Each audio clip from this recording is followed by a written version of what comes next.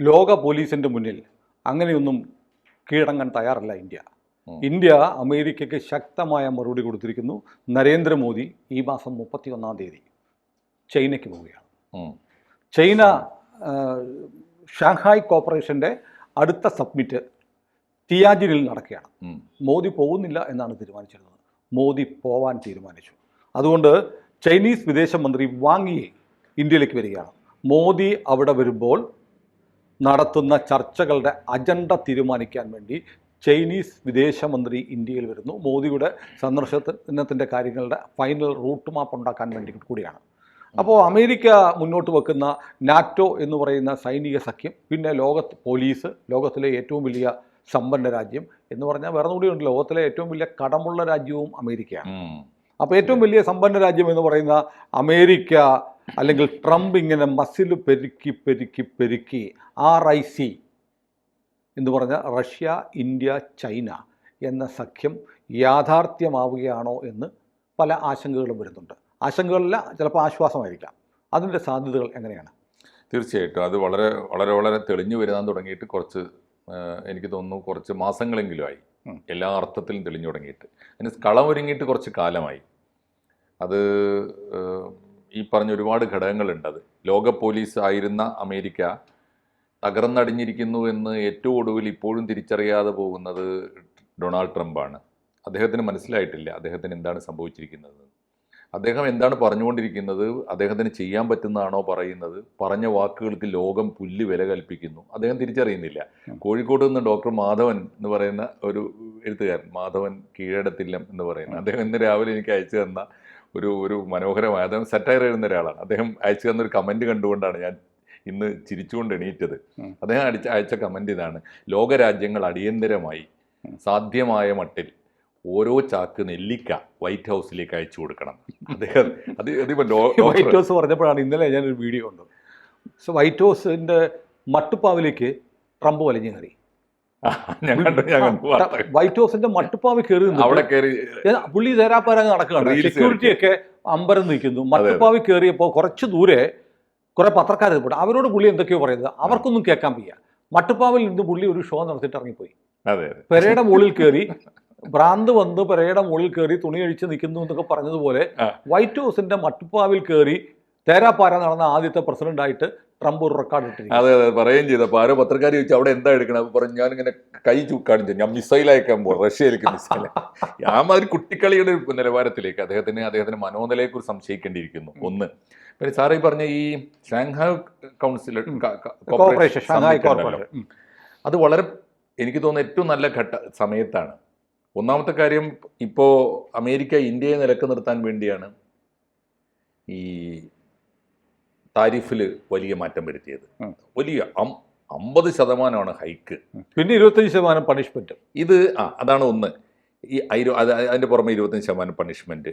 രണ്ട്, ഈ ചൈനയിലേക്ക് പോകുന്ന വഴി, ഒന്ന് ചൈനീസ് പ്രതിനിധി ഇന്ത്യയിലേക്ക് വന്ന് ഒരുപക്ഷെ ആ സമ്മേളനത്തിൽ വിദേശകാര്യമന്ത്രി ഇന്ത്യയിൽ വന്ന് ആ സമ്മേളനത്തിന്റെ മുഴുവൻ അജണ്ടയും ഇന്ത്യയുമായി ചർച്ച ചെയ്ത് തീരുമാനിക്കാൻ പോകുന്നു. ഇന്ത്യക്ക് കിട്ടുന്ന ഒരു പ്രോമിനൻസ് ആണത്. RIC എന്ന് പറയുന്നത് മരീചികയല്ല. ഒന്ന്. രണ്ടാമത്തെ ഒരു കാര്യം സാർ ശ്രദ്ധിച്ചു പറഞ്ഞില്ല, കഴിഞ്ഞ ദിവസം റഷ്യയുമായി വളരെ ഗൗരവമുള്ള കൂടിയാലോചനകൾ മോദി നടത്തിയിട്ടുണ്ട്. പുതിയല്ല, Ajit Doval means India government നടത്തിയിട്ടുണ്ട്, വലിയ തോതിൽ നടത്തിയിട്ടുണ്ട്. രണ്ട്, ഒരു കാര്യം കൂടി ആ കൂട്ടത്തിൽ ഞാൻ സൂക്ഷ്മമായി ശ്രദ്ധിച്ചൊരു കാര്യം, ചൈനയിലേക്ക് പോകുന്ന വഴി മോദിജി ജപ്പാനിൽ പോകുന്നു. ജപ്പാനിൽ അടുത്തൊരു ഉച്ചകോടി അവിടെ വരുന്നുണ്ട്. അത് ചെറിയ കാര്യമല്ല സാർ. എന്താ കാര്യം എന്നറിയോ? ഇൻഡോ ജപ്പാൻ സബ്മിറ്റാണ് വരുന്നത്. ആ സബ്മിറ്റിൽ ഷീ പങ്കെടുത്തേക്കും എന്ന് പറയുന്നത്. അതാ അത് ഞാൻ പറയുന്ന ഈ മൂന്ന് ഒന്ന് ആലോചിച്ച് നോക്കൂ. 3 RICയുടെ കൂടെ ഒരു ജെ കൂടി ചേർന്നാൽ ബ്രസീലുണ്ട്. ബ്രസീൽ പ്രസിഡന്റ് ഇന്നലെ പോയി മോദിയെ വിളിക്കും, പുട്ടിനെ വിളിക്കും, എനിക്ക് ട്രംപിനെ വിളിക്കാൻ മനസ്സില്ല എന്ന് പരസ്യമായി പറഞ്ഞു. കൃത്യമായിട്ട് മാത്രമല്ല, ഞാൻ ഈ പറഞ്ഞ ഇത് രണ്ടും കൂടി ഒന്ന് ഓർത്ത് നോക്കൂ. ഇപ്പൊ RICയിലോ ബ്രിക്കിലോ ഇല്ലാത്ത ഒരു വമ്പൻ ശക്തിയാണ് ജപ്പാൻ. അതിന് വേറൊരു കാര്യം കൂടി, ജപ്പാന്റെ ഒരു മാതൃക ഞാൻ കാണുമ്പോഴൊക്കെ എനിക്ക് വലിയ അത്ഭുതം തോന്നാറുണ്ട്. ജപ്പാനെ സെക്കൻഡ് വേൾഡ് വാറിൽ തോറ്റു കഴിഞ്ഞ് ആയുധം വെച്ച് കീഴടങ്ങിയ ജപ്പാനെയാണ്. ഹിരോഷിമയിൽ നാഗസാക്കിയിലും ഹിരോഷിമയിൽ നമ്മൾ ഈ ദിവസങ്ങളിലൊന്നും ആലോചിച്ച് നോക്കൂ. ഈ ദിവസങ്ങളിലാണ് നമ്മളിപ്പോ ഹിരോഷിമയ്ക്കും നാഗസാക്കിക്കും ഇടയിൽ, ഓഗസ്റ്റ് 9. അതെ, ആ ദിവസങ്ങൾക്കിടയിലാണ് നമ്മൾ ചർച്ച ചെയ്യുന്നത്. ആ ദിവസങ്ങൾക്കിടയിലാണ് മോദി പോകുന്നത്. അപ്പോൾ ആ സമയത്ത് ജപ്പാനെ കൂട്ടുപിടിക്കുക എന്ന് പറയുന്നത്, ജപ്പാൻ കാണിച്ച മാതൃക എന്താ? പ്രതികാരം അവർ കാണിച്ചില്ല. ഒരു പക്ഷേ ഒരു ബുദ്ധ മനസ്സുണ്ട് ആ രാജ്യത്തിന്. അതിൻ്റെ ഒരു കാര്യം കൂടിയാണത്. മറക്കാനുള്ളത് സമയത്തിന് മറക്കണം. ഒരു രാജ്യം ഒരിക്കലും തലപൊക്കരുത്, എന്നേക്കുമായി ചാരമാകണം എന്നാണല്ലോ. തോറ്റു കഴിഞ്ഞ ഒരു രാജ്യത്തിൻ്റെ മേൽ കൊണ്ടുപോയി അണുബോംബ് വർഷിച്ചപ്പോൾ. പക്ഷേ ആ രാജ്യം തീരുമാനിച്ചത് അവരുടെ പുരോഗതിക്ക് വേണ്ടി പിറ്റേന്ന് മുതൽ അവർ എഴുന്നേറ്റു. അമേരിക്കയോട് ധാരാളം വ്യാപാര കരാറുകൾ ഉണ്ടാക്കി മുന്നോട്ട് പോയി. ഇപ്പോൾ അവർക്കും ബോധ്യപ്പെട്ടിരിക്കുന്നു ഇവനെ ഇനി ആവശ്യമില്ല. അതുകൊണ്ട് ആ ജപ്പാനെ കൂടി ചേർത്ത് പിടിച്ചുകൊണ്ട് മോദിജി ചൈനയിലേക്ക് പോകുന്നു. ചൈന ഇന്ത്യയുമായി ആവശ്യത്തിൽ പരിഗണന കൊടുക്കുന്നു എന്ന് പറഞ്ഞാൽ അത് ഉണ്ടാകാൻ പോകുന്നത് 2-3 കാര്യങ്ങളാണ് എനിക്ക് തോന്നുന്നു. ഒന്ന്, അമേരിക്ക നമ്മുടെ മാർക്കറ്റാണ് ഇപ്പോൾ. അത് നമ്മൾ പലരും പറയാറില്ല. പണ്ട് അമേരിക്കയുടെ മാർക്കറ്റാണ്. സാറിന് ഓർമ്മയുണ്ടോന്നറിയില്ല, ഞാനൊക്കെ സ്കൂളിൽ പോകുന്ന കാലത്ത് ഉച്ചഭക്ഷണം തരുന്ന അമേരിക്ക. അതെ, കെയർ എന്നൊക്കെ പറയുന്നൊരു സ്കീം ഉണ്ടായിരുന്നു. അന്നാണ് നമ്മൾ ആദ്യമായി ഈ നുറുക്ക് ഗോതമ്പ് കാണുന്നത്, ഒരു പ്രത്യേകതരം ഓയിലും. ഞാൻ പറയുന്നത് അങ്ങനെ ഇവിടുത്തെ ഉച്ചപ്പട്ടിണിക്കാരന് പോലും ഭക്ഷണം കൊടുത്തിരുന്ന അമേരിക്കയുടെ ഒരു നിലയിൽ നിന്ന് സകലമാന അമേരിക്കൻ ഉൽപ്പന്നങ്ങൾ നമ്മളിങ്ങനെ കൗതുകത്തോടെ കണ്ടു നിന്നിരുന്ന ഒരു മാർക്കറ്റ്. അതുകൊണ്ടാണ് നമ്മുടെ ഉൽപ്പന്നങ്ങൾക്ക് അവന് താരിഫ് ചുമത്താൻ പറ്റുന്നത്. അതെ, അതിന്റെ ഒരു അർത്ഥം കൂടി ഉണ്ടല്ലോ. അമേരിക്ക നമ്മുടെ ഉൽപ്പന്നങ്ങൾക്ക് ചുങ്കം ചുമത്തിയിട്ട് നമ്മളെ പേടിപ്പിക്കാനും വിറപ്പിക്കാനും നോക്കുന്നു എന്ന് പറഞ്ഞ അർത്ഥം അമേരിക്ക നമ്മുടെ ചന്തയാണെന്നാണ്. അതെ, നമ്മുടെ ചന്തയാണ്, ഇന്ത്യയുടെ മാർക്കറ്റാണ്. അത് ഇന്ത്യയുടെ ഒരു വലിയ മേധാവിത്വം കാണിക്കുന്നുണ്ട്. ആ സമയത്ത് നമ്മുടെ മുമ്പിലുള്ള ഓപ്ഷൻസ് ഇപ്പോൾ ഈ 50% തീരുവ എന്നൊക്കെ പറഞ്ഞിട്ടുള്ള പേടിപ്പിക്കുന്നവനെ എന്ത് ചെയ്യണം? ഒന്നുകിൽ അമേരിക്കൻ മാർക്കറ്റിൽ നമുക്ക് ബദൽ മാർക്കറ്റുകൾ തേടണം, അല്ലെങ്കിൽ അമേരിക്കയെ നിലക്ക് നിർത്തണം. മീൻസ് ഒരു മര്യാദ വേണ്ടേ സാർ? ഇപ്പോൾ ഇന്നലെ ഇന്ത്യൻ ആർമി, സാർ കണ്ടോന്നറിയില്ല, ഇന്ത്യൻ ആർമിയുടെ കൽക്കത്ത റെജിമെന്റ് പുറത്തു വിട്ടൊരു പഴയ പത്രക്കുറിപ്പുണ്ട്. ഇന്ത്യൻ ആർമി അല്ല, ഇന്ത്യൻ ആർമിയുടെ ഈസ്റ്റേൺ കമാൻഡ്. അത് കണ്ടല്ലോ, ഓഗസ്റ്റ് 5 നമ്മൾ വീഡിയോ ചെയ്തു. അതായത് ഓഗസ്റ്റ്, അത് അസാധാരണ നടപടിയായിരുന്നു.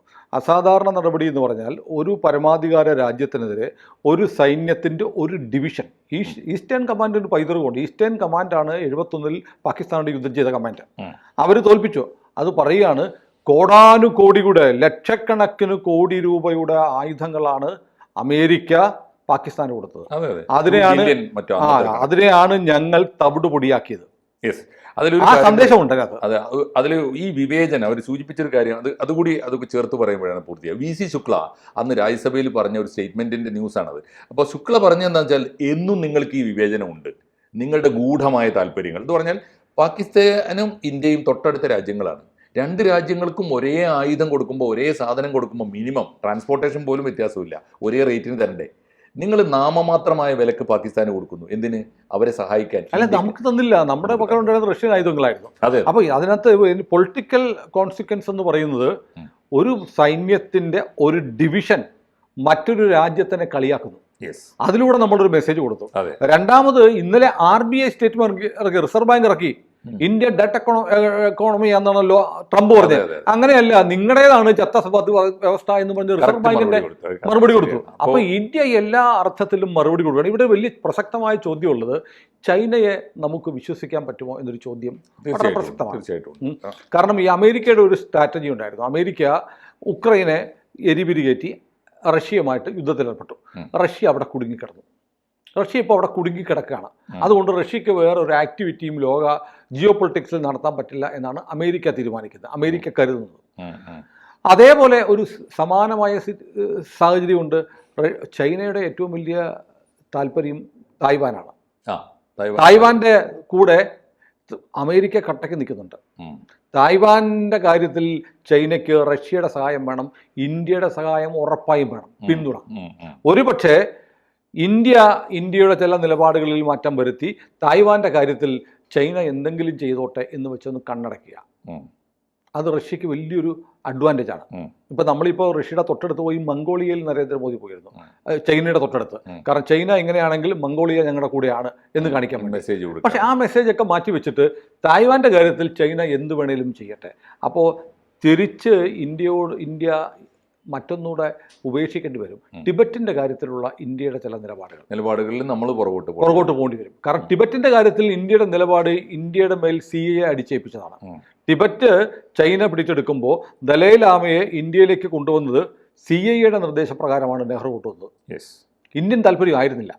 അത് നമുക്കൊരു വലിയ പ്രവാസ ഗവൺമെൻറ് ഉണ്ടാക്കി. നമ്മളെക്കാലത്തും ചൈനയുമായുള്ള നമ്മുടെ സംഘർഷത്തിൻ്റെ മൂല കാരണം ടിബറ്റിൻ്റെ കാര്യത്തിൽ നമ്മളെടുത്ത നിലപാടും ടിബറ്റിൽ ഒരു പ്രവാസ ഗവൺമെൻറ്റിനെ ഇപ്പോഴും ഇന്ത്യ ചെലവും കൊടുത്ത് പോറ്റിക്കൊണ്ടിരിക്കുകയാണ്. ടിബറ്റൻ പ്രവാസ ഗവൺമെൻറ്റിൻ്റെ വേണ്ടി എത്രയോ ആയിരക്കണക്കിന് കോടി രൂപയാണ് ഇന്ത്യ ചെലവഴിക്കുന്നത്.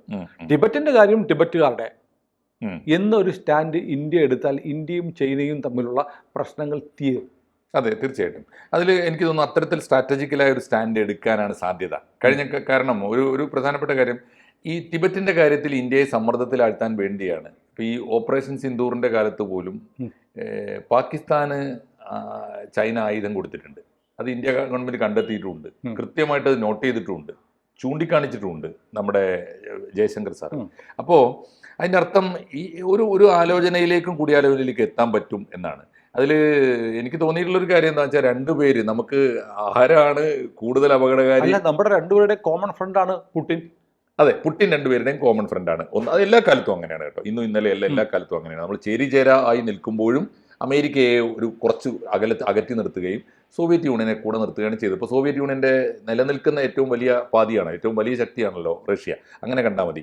പ്ലസ് എനിക്ക് തോന്നിയിട്ടുള്ള പുതിയ ലോകത്തെ നമ്മളിങ്ങനെ വിലയിരുത്തുമ്പോൾ, ചൈനീസ് ഇടപാടുകളും അമേരിക്കൻ ഇടപാടുകളും തമ്മിൽ വിലയിരുത്തുമ്പോൾ, ചൈന എപ്പോഴും തുറന്ന മനസ്സോടെ പ്രഖ്യാപിക്കുന്ന ഒരു കാര്യമുണ്ട്: ഞങ്ങൾക്ക് അലൈസ് വേണ്ട, ക്ലയൻസ് മതി. എന്നുവെച്ചാൽ മാന്യമായ കച്ചവടക്കാരൻ എന്ന് മറയില്ലാതെ പറയുന്ന ഒരു സ്വഭാവമെങ്കിലും ചൈന. കച്ചവടം മാത്രമാണ് ഞങ്ങളുടെ ലക്ഷ്യം, അത്രയേ ഉള്ളൂ. അവർ പറയുന്നതാണ് ഞങ്ങൾക്ക് വേണ്ട. അമേരിക്ക പക്ഷേ കച്ചവടം പോലും അലൈസ് ഉണ്ടാക്കാൻ വേണ്ടി ശ്രമിക്കുകയാണ്. വെച്ചാൽ കച്ചവടം പോലും ഇപ്പോഴും ഈ കോളനി തമ്പുരാനായിട്ട് വാഴാൻ, എന്നിട്ട് അടിമത്തത്തോടെ ഓച്ചാനിച്ച് നിൽക്കാനുള്ള വിവേചനം കച്ചവടത്തിൽ പോലും കാണിക്കുന്ന മര്യാദ കെട്ട ഒരു കച്ചവടക്കാരനാണ് അമേരിക്ക. അതേസമയത്ത് കുറെ കൂടി ഡീസൻ്റായ കച്ചവടക്കാരനായിട്ട് ചൈന പെരുമാറുന്നുണ്ട്. നമ്മളോട് മാത്രമല്ല, അവരുടെ എല്ലാ ഇടപാടുകളിലും കാണുന്നുണ്ട്. ചൈന പുതുതായിട്ട് ഏതെങ്കിലും രോഗരാജ്യത്ത് പോയിട്ട് ആളുകളെ ഭീഷണിപ്പെടുത്തുകയോ ആളുകൾക്ക് കച്ചവടത്തിൽ വിവേചനം കാണിക്കുകയോ ചെയ്യുന്നില്ല. അത് മനസ്സിലാക്കുന്നുണ്ടാവും ഇന്ത്യ ഗവൺമെൻറ്. മോദി അതുകൊണ്ട് ഇപ്പോഴത്തെ ഒരു ക്രൈസിസിൽ ചൈനയോ അമേരിക്കയോ എന്ന ഒരു ചോദ്യത്തിന് മുമ്പിൽ തൽക്കാലം നമുക്ക് അല്പം അടുത്ത് നിർത്താവുന്നത് ചൈന തന്നെയാണ്, വിശ്വസിക്കാൻ കൊള്ളാവുന്ന കൂട്ടുകാരൻ എന്ന. അടുത്തുള്ള ശത്രുവാണ് അകലെയുള്ള മിത്രത്തെക്കാൾ നല്ലതെന്ന് പറയാറുണ്ട്, എന്ന് സാധാരണ പറയാറുണ്ട്. പക്ഷേ ഈ ഒരു പ്രതിസന്ധി ഘട്ടത്തിൽ ഇന്ത്യക്ക് ആ കാര്യത്തിൽ ഇന്ത്യ ഇതൊക്കെ അനലൈസ് ചെയ്യുന്ന കൂട്ടത്തിലാണല്ലോ, വളരെ കൃത്യമായി അനലൈസ് ചെയ്ത്. അല്ലെങ്കിൽ നിസ്സാര കാര്യത്തിന് നമുക്ക് ചൈനയോട് ശത്രുത പ്രഖ്യാപിച്ചൂടെ? ഹിമാചൽ പ്രദേശിൽ അവർ കാണിച്ച അതിക്രമങ്ങൾ എന്നൊക്കെ പറഞ്ഞുകൊണ്ട് അതിന് പോയില്ല നമ്മൾ. ടിബറ്റിന്റെ കാര്യത്തിൽ നമ്മൾ നമ്മുടേത് അങ്ങനെയുള്ള നിലപാട്. ദലൈലാമയെ കുറിച്ച് പറഞ്ഞു കേട്ടില്ലേ? ദലൈലാമയുടെ പിൻഗാമി ഞങ്ങളുടേതെന്നും ചൈനയുടെ രണ്ടു കൂട്ടരുടെയും താല്പര്യങ്ങൾ, അത് ഭയങ്കര അപാരമായ ഒരു പഞ്ചൻ ലാമ ആണെന്ന് ചൈന പറയുന്നു. അങ്ങനെങ്കിൽ അങ്ങനെ ഇവിടെ ദലൈലാമയ്ക്ക് അടുത്ത അവകാശമുണ്ട്, അങ്ങനെങ്കിൽ അങ്ങനെ. അതിൽ മനോഹരമായ സ്റ്റേറ്റ്മെന്റ് ആണ് ജയശങ്കർ സാർ നടത്തിയത്. വിശ്വാസത്തിന്റെ കാര്യങ്ങൾ ഭരണകൂടങ്ങൾ പ്രഖ്യാപിക്കേണ്ടതില്ല, അവർക്ക് ഇഷ്ടമുള്ള നിലപാട് അവർ സ്വീകരിച്ചു കൊള്ളട്ടെ.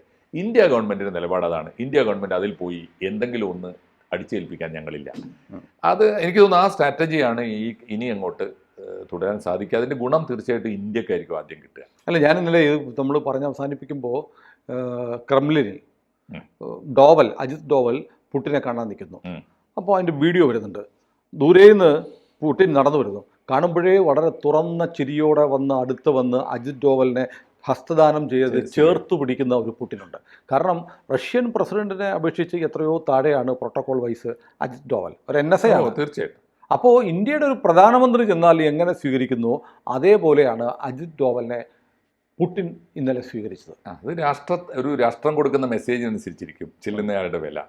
മോദി ഗവൺമെൻറ് ഇവിടുന്ന് ആരെയാണ് ഞാൻ അയക്കുന്നത് എന്നതിനൊരു കൃത്യമായ ഡ്യൂ റെസ്പെക്റ്റോട് കൂടി അത് കൊടുത്തിട്ടുണ്ടാവും, മെസ്സേജ് പോയിട്ടുണ്ടാവുമല്ലോ. അതിനനുസരിച്ചാണ് അവിടെ റിസപ്ഷൻ വരുന്നത്. അല്ല, ഇവിടെ അതിനിടയ്ക്ക് ചിലരൊക്കെ പറയും റഷ്യ എന്ത് ചെയ്യാനാണ്, റഷ്യക്ക് 3 വർഷമായിട്ട് ഉക്രൈനെ ഒന്നും ചെയ്യാൻ കഴിഞ്ഞില്ല എന്ന് പറയുന്ന ചില ആളുകളുണ്ട്.